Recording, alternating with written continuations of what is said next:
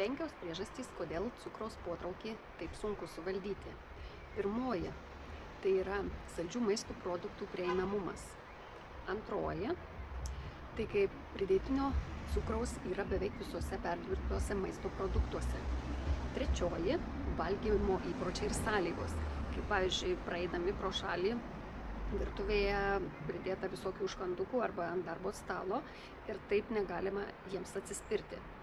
Ketvirtoji – taigi valgydami cukraus turinčius produktus arba šokoladą, sausainius, torto gabaliuką, pakyla noras dar daugiau jo valgyti ir nejaučiame sotumo.